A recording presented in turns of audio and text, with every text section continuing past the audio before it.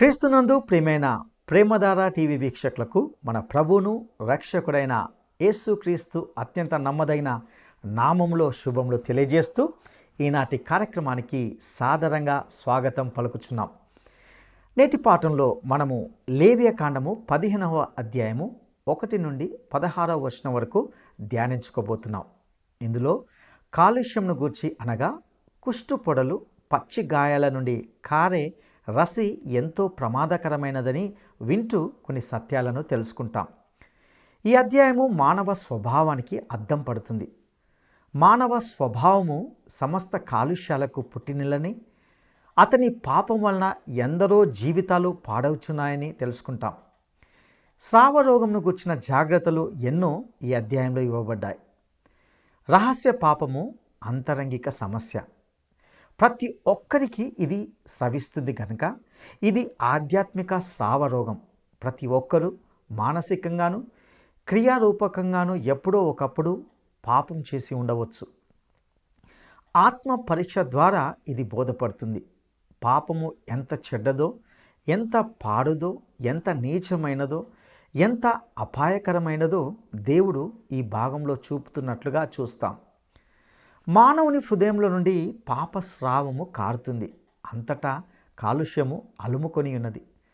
మనుషులు స్పర్శ చేత రోగ ప్రసరణకు వాహకములు అగుచున్నారు. ఇంకా లోతైన ఆధ్యాత్మిక సత్యాలను ఈనాటి పాఠంలో తెలుసుకుందామా? ప్రియ సోదరీ సోదరులారా, లేవియకాండం 15వ అధ్యాయం 1వ వచనం నుండి జాగ్రత్తగా వినండి. యెహోవా మోషే అహరోనులకు చెప్పినదంతా వారు ఇశ్రాయేలీయులకు చెప్పారు. ఒకని దేహమందు స్రావం ఉంటే ఆ స్రావము వలన వాడు అపవిత్రుడవుతాడు. ఆ స్రావము కారినా కారకపోయినా తన దేహస్థితిని బట్టి వాడు అపవిత్రుడే. ఆ రోగి పండుకునే ప్రతి పరుపు అపవిత్రం. వాడు కూర్చుండే ప్రతి ఆసనం అపవిత్రం. వాని పరుపు ముట్టినవాడు తన బట్టలు ఉతుక్కొని నీళ్లతో స్నానం చేసి సాయంకాలం వరకు అపవిత్రుడై ఉంటాడు. అటివాడు కూర్చున్న ఆసనం మీద మరెవరైనా కూర్చుంటే అలా కూర్చున్నవాడు తన బట్టలు ఉతుక్కొని నీళ్లతో స్నానం చేసి సాయంకాలం వరకు అపవిత్రుడై ఉంటాడు. స్రావం గలవాని దేహము ముట్టేవాడు తన బట్టలు ఉతుక్కొని నీళ్లతో స్నానం చేసి సాయంకాలం వరకు అపవిత్రుడై ఉంటాడు. స్రావం గలవాడు పవిత్రుల మీద ఉమ్మి వేసిన ఎడల వాడు తన బట్టలు ఉతుక్కొని నీళ్లతో స్నానం చేసి సాయంకాలం వరకు అపవిత్రుడై ఉంటాడు. స్రావం గలవాడు కూర్చుండే ప్రతి పల్లము అపవిత్రం. వాని క్రింద ఉన్న ఏ వస్తువునైనా ముట్టే ప్రతివాడు సాయంకాలం వరకు అపవిత్రుడై ఉంటాడు.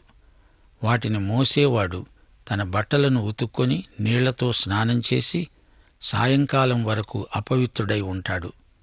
స్రావం గలవాడు నీళ్లతో చేతులు కడుక్కోకుండా ఎవణ్ణి ముట్టుతాడో వాడు బట్టలు ఉతుక్కొని నీళ్లతో స్నానం చేసి సాయంకాలం వరకు అపవిత్రుడై ఉంటాడు.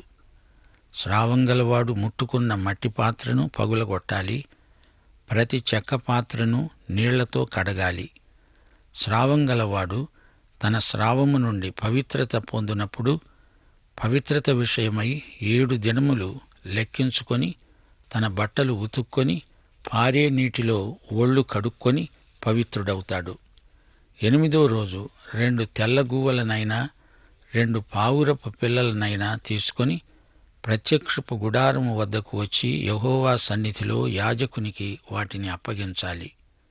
యాజకుడు వాటిలో ఒకదానిని పాపపరిహారార్థ బలిగాను ఒకదానిని దహన బలిగాను అర్పించాలి.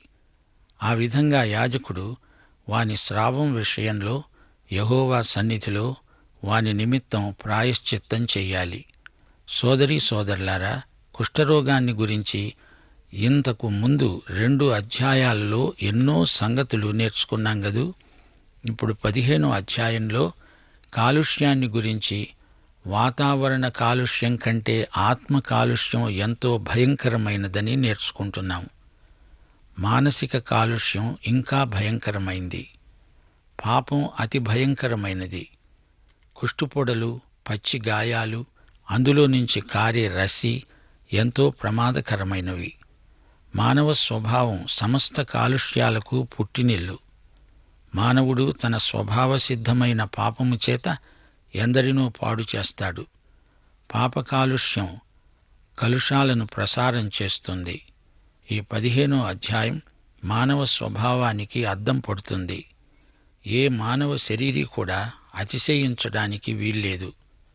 మానవునిలోని ప్రతి అణువు సమస్త కలుషాలతో నిండి నిబిడీకృతమై ఉన్నది. అన్ని రకాల కుష్టు కంటే స్రావమున్న కుష్టు చాలా ప్రమాదకరం. కుష్ఠురోగ క్రిములు చర్మాన్ని చీల్చుకొని బయటికి వస్తాయి.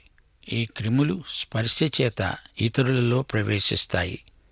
మనిషి శరీరంలో గాయం ఉంటే అదే క్రిములకు ప్రవేశద్వారం. కుష్ఠుస్రావ రోగులు ఈ విధంగా క్రిమివాహకులై ఈ రోగాన్ని అనేకులకు పంచిపెడతారు. రోగి పదే పదే శరీరాన్ని కడుక్కోవాలి. తన పరిసరాలను శుభ్రంగా ఉంచుకోవాలి.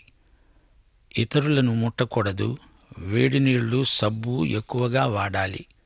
స్రావరోగాన్ని గురించిన జాగ్రత్తలు ఎన్నో ఈ అధ్యాయంలో హెచ్చరించబడ్డాయి. కుష్ఠురోగం ఒక్క రోజులో బయటపడేది కాదు.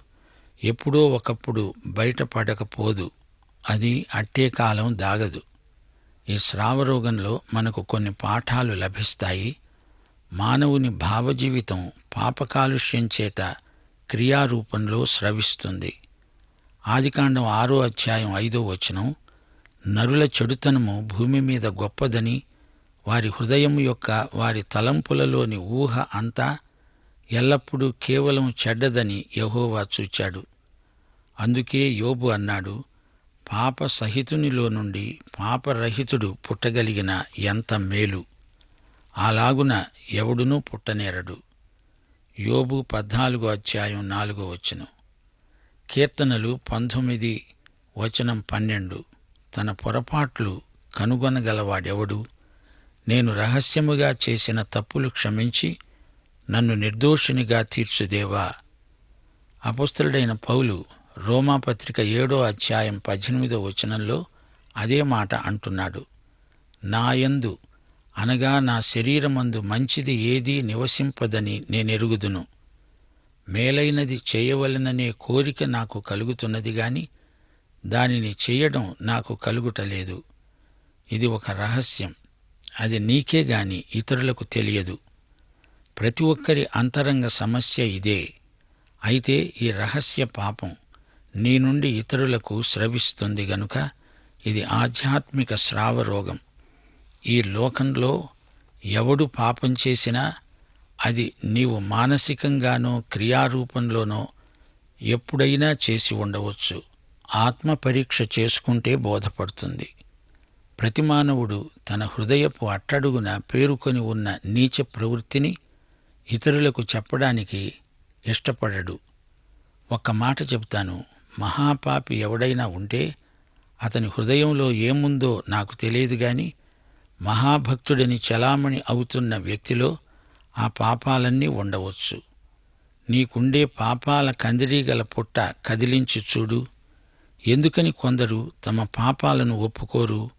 ఎందుకనగా వాటిని ఇంకా అభ్యాసం చేస్తున్నారు కనుక. పనిచేసేవాడు పనిలో లీనమైపోతాడు. అలాగే పాపం చేసేవాడు ఒక పెద్ద పాపపు ముద్ద అయిపోతాడు. పాపి పాపినే కంటాడు. పాపి కొడుకు పాపే. అన్నదమ్ములు పాపులే. అక్క చెల్లెళ్ళు పాపులే. పాపం ఒక విషవలయం. మానవ జాతి అనే జలనిధి కలుషాలతో సాంద్రంగా నిండిపోయింది. మానవజాతి అంతటా ఈ స్రావరోగం విజృంభిస్తూనే ఉంది. సాంఘిక పాపాలు, జాతీయ పాపాలు, వ్యక్తిగత పాపాలు, సామూహిక పాపాలు, మానవ చరిత్రలో ఏమున్నది గర్వకారణం? అంతా ఆద్యంతము ఇదొక పాప వక్రరేఖ. మురికి, రోత, కుళ్ళు, దుర్వాసన, అంటు అంతటా పర్యాప్తమవుతున్నాయి. లైంగిక పాపాలు, మానసిక పాపాలు, మాటల చేత, వైఖరుల చేత జరిగే పాపాలు కుష్ఠుస్రావ రోగానికి పర్యాయ పదాలు. అందుకే దావీదు రాజు గుండెలు బద్దలయ్యేలా ఆక్రందన చేశాడు. దేవా, నేను పవిత్రుడనగునట్లు హిస్సోపుతో నా పాపమును పరిహరించు. నా యందు శుద్ధ హృదయము కలుగ చెయ్యి. నా అంతరంగంలో స్థిరమైన మనస్సు నూతనముగా పుట్టించు. ఈ రోజున నాగరిక పాపాలు ఎక్కువవుతున్నాయి. బరితెగి బజారున పడుతున్నాయి. లైంగిక రోగాలు పెచ్చరిల్లుతున్నాయి. రోగం ఆనందానికి ప్రబల శత్రువు. రక్షణానందం పోగొట్టుకొని అనేక మంది ఆధ్యాత్మిక కృష్టుస్రావ రోగులు అఘోరిస్తున్నారు. అందుకే ఈ అధ్యాయాలు కుష్ఠురోగాన్ని గురించి మనకు బోధిస్తున్నాయి.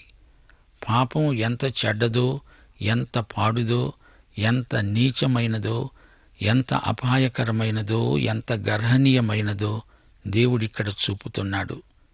దేవుడు అసహ్యించుకునే దాన్ని మనం కూడా అసహ్యించుకోవాలి. అపోస్తలుడైన పౌలు రోమాపత్రిక 15వ అధ్యాయం 4వ వచనంలో చెప్పిన మాట మనకు ఎంతో ప్రయోజనకరం. ఓర్పు వలనను లేఖనముల వలనైన ఆదరణ వలనను మనకు నిరీక్షణ కలుగుటకు పూర్వమందు వ్రాయబడినవన్నీ మనకు బోధ కలుగు నిమిత్తము రాయబడి ఉన్నాయి. సోదరీ సోదరులారా, ఈ అధ్యాయంలోని విశేషాలన్నీ దేవుడు మోషే అహరోనుల ద్వారా ఇశ్రాయేలు ప్రజలకు ప్రబోధించాడు. మన ప్రధాన యాజకుడైన యేసుక్రీస్తు అహరోను కంటే శ్రేష్ఠుడు. ఆయన మనకు ఆదరణకర్త. ఆయన మన పట్ల కృపా కనికరము గలవాడు. హెబ్రీ పత్రిక 4వ అధ్యాయం 14-15 వచనాలు. ఆకాశమండలము గుండా వెళ్ళిన దేవుని కుమారుడైన యేసు అనే గొప్ప ప్రధాన యాజకుడు మనకు ఉన్నాడు గనుక మనము ఒప్పుకొనిన దానిని గట్టిగా చేపట్టుదము. మన ప్రధాన యాజకుడు మన బలహీనతల యందు మనతో సహానుభవము లేనివాడు కాడు, కాని సమస్త విషయములలో మనవలనే శోధింపబడినను ఆయన పాపము లేనివాడుగా ఉన్నాడు. హెబ్రీ పత్రిక 2వ అధ్యాయం 18వ వచనం. ప్రజల పాపములకు పరిహారము కలుగజేయుటకు దేవుని సంబంధమైన కార్యములలో కనికరమును నమ్మకమును గల ప్రధాన యాజకుడుగు నిమిత్తము అన్ని విషయములలో ఆయన తన సహోదరుల వంటివాడు కావలసి వచ్చింది. తాను శోధింపబడి శ్రమ పొందాడు గనుక శోధింపబడే వారికి సహాయము చేయడానికి ఆయన సమర్థుడు. ఊహించలేని మేలులతో నింపిన యేసయ్యా, నీకు నా వందనం. ఊహించలేని మేలులతో నింపిన యేసయ్యా, నీకు నా వందనం. వర్ణించగలనా నీ కార్యము, వివరించగలనా నీ మేలులను. వర్ణించగలనా నీ కార్యము, వివరించగలనా నీ మేలులను. ఊహించలేని మేలులతో నింపిన యేసయ్యా, నీకు నా వందనం. ఊహించలేని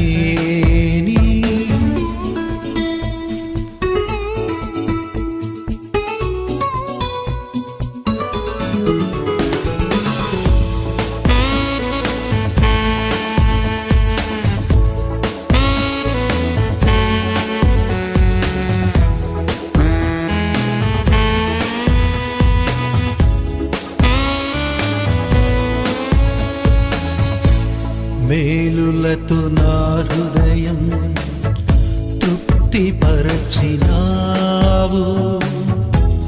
రక్షణ పాత్ర పూచి నిన్ను స్తుతియుతును. మేలులతో నా హృదయం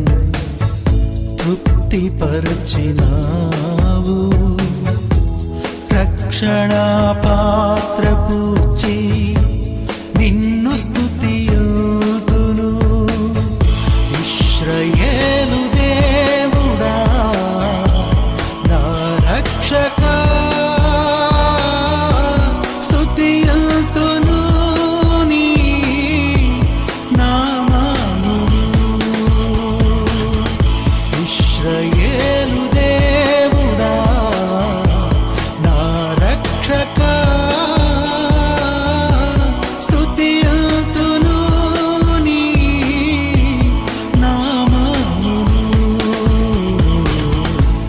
ఊహించలేని మేలులతో నింపిన నా యేసయ్యా నీకు నా వందనం. ఊహించలేని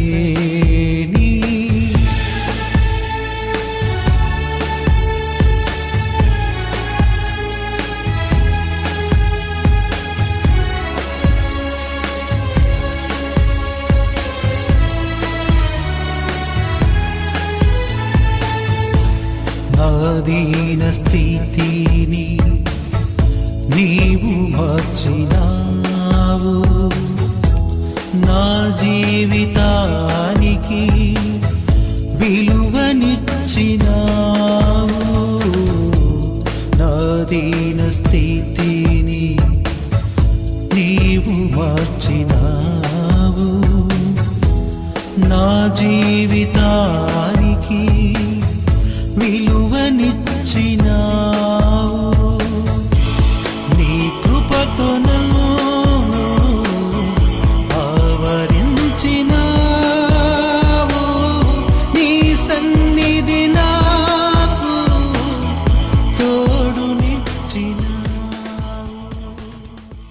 సోదరీ సోదరులారా, ఈ వాక్య భాగములో మానవ స్వభావం యొక్క సమగ్రమైన చిత్తరువు మీకు కనిపించటం లేదా?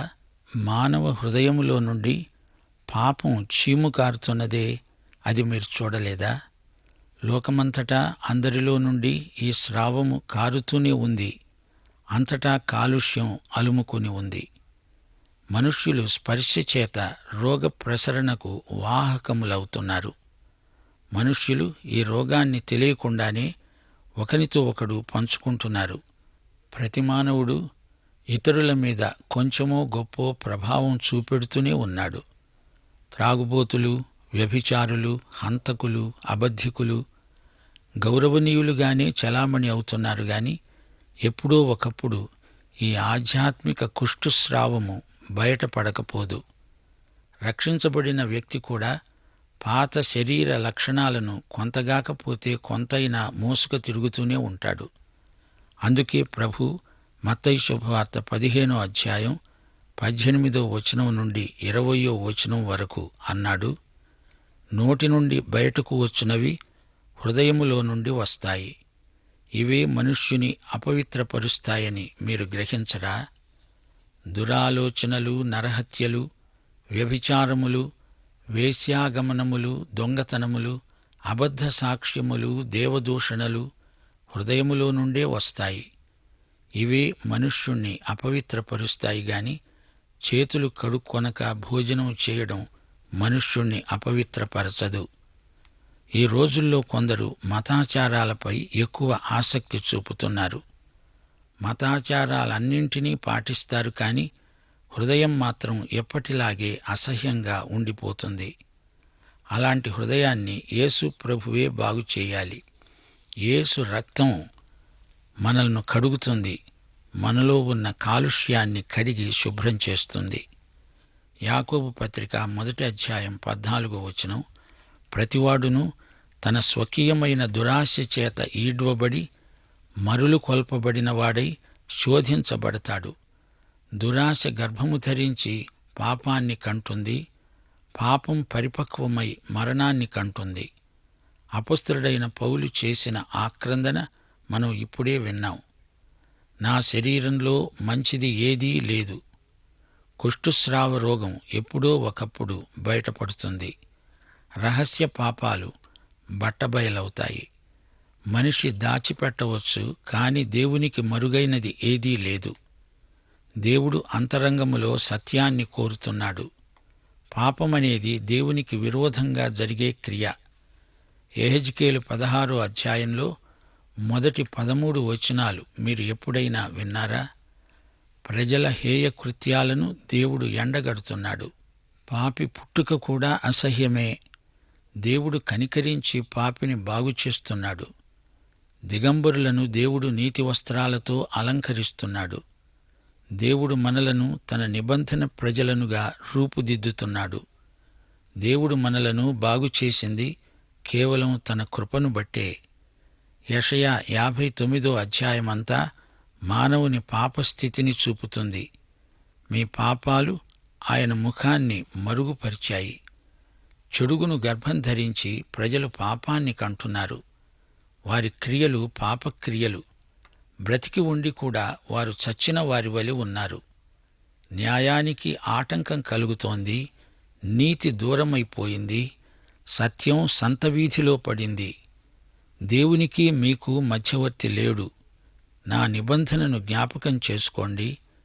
మీ మీద ఉన్న నా ఆత్మ నేను మీ నోటి నుండి, నీ పిల్లల నోటి నుండి, నీ పిల్లల పిల్లల నోటి నుండి ఈ కాలం మొదలుకొని ఎల్లప్పుడూ తొలగిపోవు. ఈ స్రావరోగి కూర్చున్న ఆసనాలు కూడా అపవిత్రమే.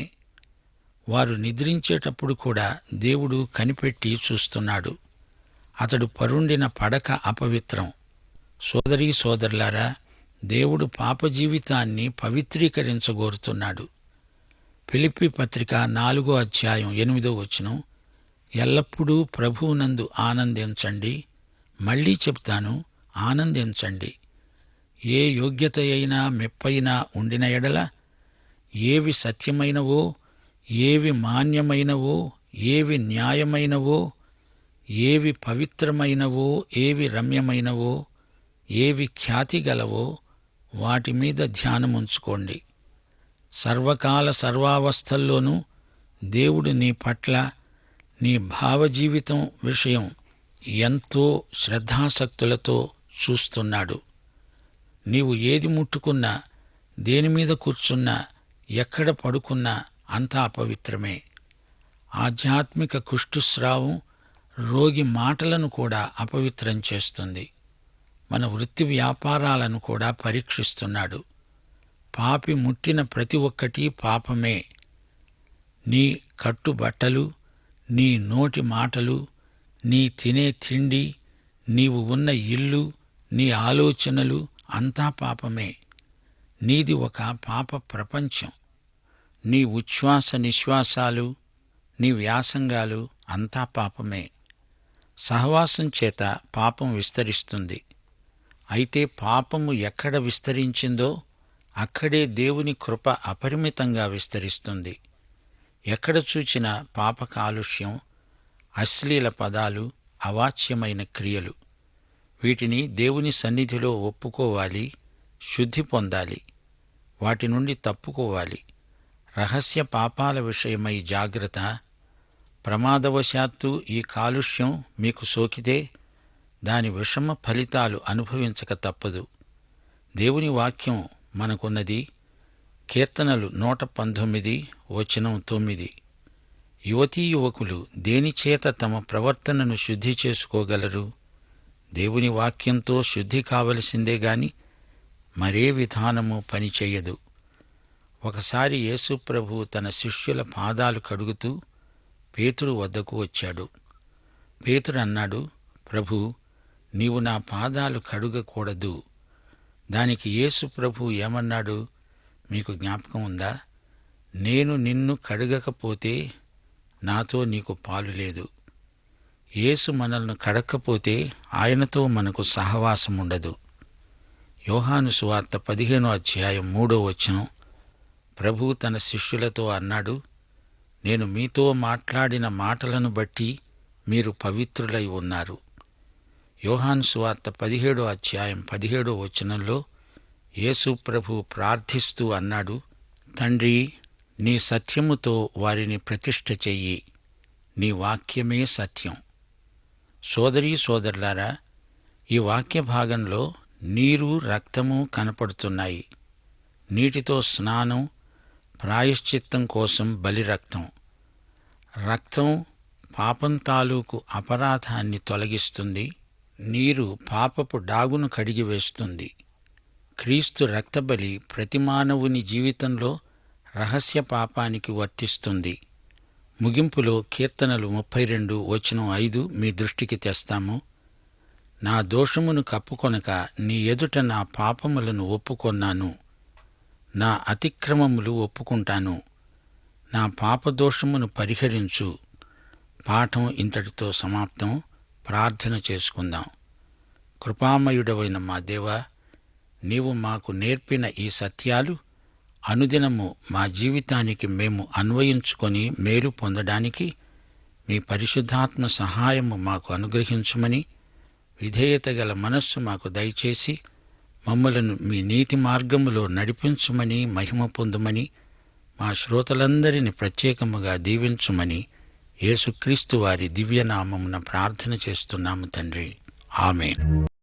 ప్రియులారా, ఇంతవరకు కుష్ఠరోగ స్రావమును గురించి అది ఎంతటి ప్రమాదకరమైనదో ఎన్నో సత్యాలను తెలుసుకున్నాం. ఈ అధ్యాయము మానవ స్వభావానికి అద్దం పడుతుందని గ్రహించాం. మానవ స్వభావము సమస్త కాలుష్యాలకు పుట్టినలని, అతనిలోని ప్రతి అణువు పాప కాలుష్యంతో నిండి ఉన్నదని తెలుసుకున్నాం. మానవుని భావ జీవితం పాప కాలుష్యం క్రియారూపంలో స్రవిస్తుంది. ఈ లోకంలో ప్రతి ఒక్కరూ మానసికంగానూ క్రియారూపకంగానూ ఎప్పుడో ఒకప్పుడు పాపం చేసి ఉండవచ్చు. ఆత్మ పరీక్ష ద్వారా ఇది బోధపడుతుంది. అనేక మంది తమ పాపాలను ఒప్పుకొనడానికి ఇష్టపడరు. ఎందుకంటే ఈ పాపాలను ఇంకా అభ్యాసం చేస్తున్నారు గనుక వాటిని ఒప్పుకోరు. మానవ జాతి అంతా సాంఘిక పాపాలు, జాతీయ పాపాలు, వ్యక్తిగత పాపాలు, సామూహిక పాపంతో స్రవిస్తూనే ఉన్నది. లైంగిక పాపాలు, మానసిక పాపాలు, మాటలు, వైఖరుల చేత జరిగే పాపాలు కుష్ఠస్రావ రోగమునకు పర్యాయ పదములని విన్నాం. నాగరిక పాపాలు నేటి దినంన ఎక్కువగుచున్నట్లుగా చూశాం. రక్షణ ఆనందంను కోల్పోయి ఆధ్యాత్మిక కుష్ఠరోగులుగా ఎంతోమంది కనపడుచున్నారు. మానవుని హృదయంలో నుండి పాప స్రావము కారుతుంది. అంతటా కాలుష్యము అలుముకొని ఉన్నది. మనుషులు స్పర్శ చేత రోగ ప్రసరణకు వాహకములగుచున్నారు. దురాలోచనలు, నరహత్యలు, వ్యభిచారములు, వేశ్యాగమనములు, దొంగతనములు, అబద్ధ సాక్ష్యములు, దేవదూషణలు హృదయంలో నుండియే వస్తాయి. ఇవే మనిషిని అపవిత్రపరుస్తాయి అని తెలుసుకున్నాం. యేసు రక్తము మనలను కడుగుతుంది, పవిత్రపరుస్తుంది. దేవుడు మనలను కృపచేత రక్షిస్తున్నాడు. ప్రియ సహోదరుడా, సహోదరి, రహస్య పాపాల విషయమై జాగ్రత్త. లేనిచో విషమ ఫలితాలు అనుభవించక తప్పదు. మన నడకను కేవలము దేవుని వాక్యం చేతనే శుద్ధిపరచుకోగలుగుతాం. అటి కృప దేవుడు మనకు దయచేయనుగాక. దైవాశీస్సులు.